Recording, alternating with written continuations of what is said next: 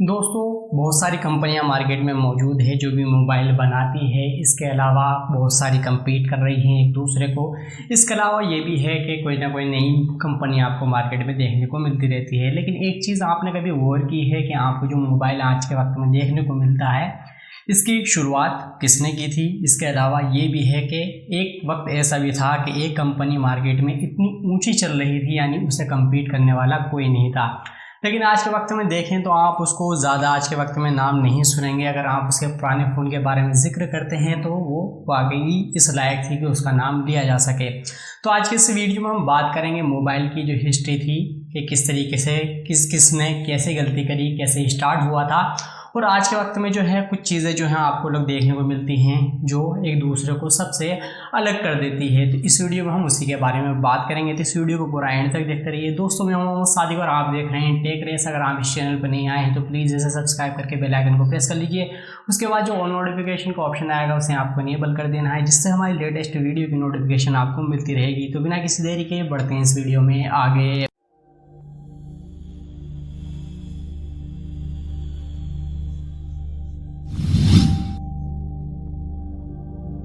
दोस्तों, आपने देखा होगा कि मोबाइल आज के वक्त में जो आपको छोटे छोटे स्लिम से देखने को मिलते थे, इसका साइज इस तरीके का नहीं था। इसके अलावा आपको ये भी गौर करने वाली बात होती है कि आपको अगर जनरल नॉलेज की आप थोड़ी बहुत भी समझ रखते हैं तो आपको ज़रूर पता होगा कि मोबाइल की जो शुरुआत थी, यानी पहला मोबाइल जो है वो किसने बनाया था। पहला मोबाइल जो है वो मोटोरोला कंपनी 1972 के आसपास बनाया था और मार्केट में इंट्रोड्यूस किया था। और उस वक्त जो था वो काफ़ी भारी था, वेट उसका काफ़ी था और साइज़ में भी काफ़ी बड़ा था। और उस वक्त कॉल बहुत ही ज़्यादा महंगी हुआ करती थी।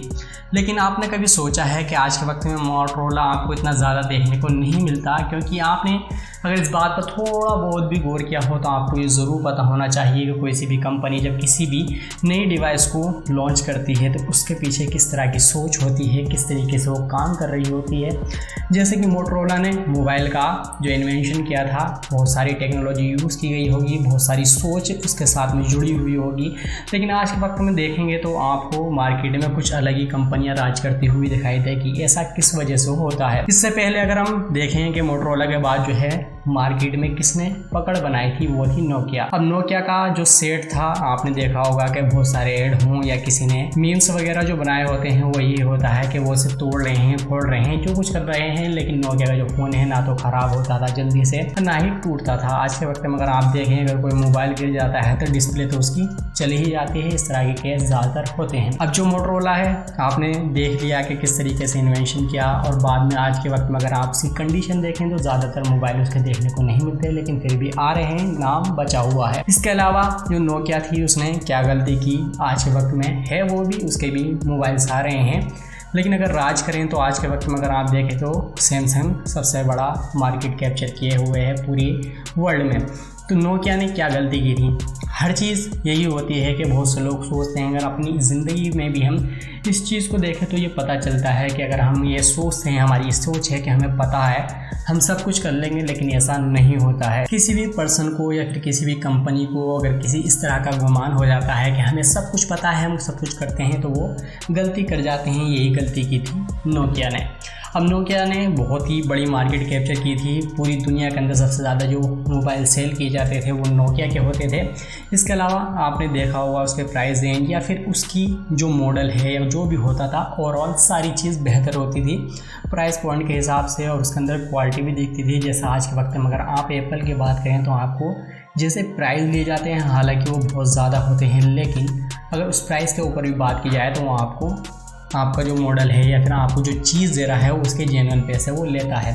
यही कहानी थी नोकिया की। अब नोकिया ने गलती क्या की? एक तो ये होता है कि जब आप मार्केट में होते हैं तो आपको सारी नॉलेज होने के बावजूद भी आप कहीं ना कहीं पर चूक कर जाते हैं। अब नोकिया ने क्या गलती की? आपको पता ही होगा कि अगर आपको मार्केट में बने रहना है या फिर आप अपनी ही बात कर लें, अगर आप मार्केट के ट्रेंड को नहीं अपनाते हैं, यानी ये फॉलो नहीं करते हैं, तो आप मार्केट से बाहर हो जाते हैं। यही गलती की थी नोकिया ने कि उसने अपना जो ऑपरेटिंग सिस्टम था वो सिम्बियन पर ही चला कर रखा।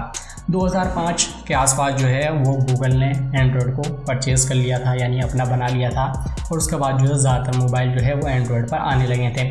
नोकिया ने सोचा कि हमारा मार्केट में नाम है, हमें कोई कम्पीट नहीं कर सकता, हमें मार्केट से बाहर नहीं कर सकता, तो उन अपने मोबाइल जो है उन्होंने सिम्बियन ऑपरेटिंग सिस्टम पर चलाएं। जैसा कि आपने नोकिया 6600 या N95 की जो सीरीज़ है, N सीरीज़ होती थी, वो देखी होगी, तो सारी जो ऑपरेटिंग सिस्टम था वो सिम्बियन था।